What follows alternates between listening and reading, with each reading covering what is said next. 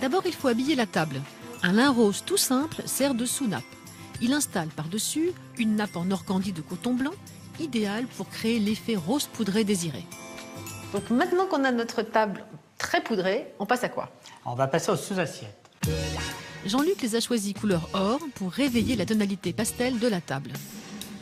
Selon vous, combien de couleurs maximum peut-on utiliser sur une table? Moi, je dirais maximum 3. C'est ce qu'on va faire là. C'est-à-dire qu'on va partir sur le rose.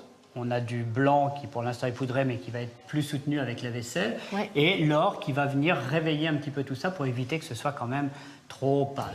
Très bien. Ces sous-assiettes dorées sont en mélaminé. Pratique et bon marché, on en trouve aujourd'hui partout. Ensuite, on pose les assiettes blanches et mates qu'il a choisies. Joli contraste, hein? Tout à fait. C'est ne pas hésiter surtout à jouer toujours le contraste des matières. Alors là, on est assez simple, hein, quand même. Assiette blanche, ce que tout le monde a à la maison.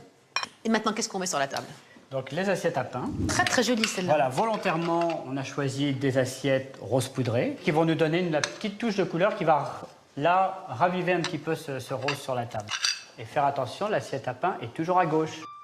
Pour les couverts, qu'ils soient en métal argenté ou en inox, placez les pointes des fourchettes vers la nappe pour une table dressée à la française. Et maintenant, les fleurs. Alors, qu'est-ce que vous avez choisi comme fleurs? Alors on est parti sur un camailleux de rose, bien évidemment, pour rester dans la tonalité de la table du jour, avec des hortensias qui, eux, sont un rose un petit peu plus vif, des roses anglaises un tout petit peu plus pâle, vraiment la rosée, et une rose cappuccino qui, elle, va nous rappeler un petit peu l'or, qui a presque une couleur un peu de lingerie féminine. Très jolie. Voilà, et une fleur un tout petit peu plus petite. Là qu'il est. Et toujours le petit clin d'œil tendance avec les couleurs des roses. Choisissez des fleurs de saison, toujours plus belles et plus parfumées. Notre centre de table est prêt, on va pouvoir mettre les verres. Très bien, alors les verres. Alors là, pas n'importe quel verre. Non, en fait, volontairement, on a choisi des verres opales, blanc opale, comme ça, Ouais. en opaline, de façon à ce qu'on va mettre le vin, qu'on n'ait pas cette tache rouge du vin sur la table. Ça, c'est malin, hein.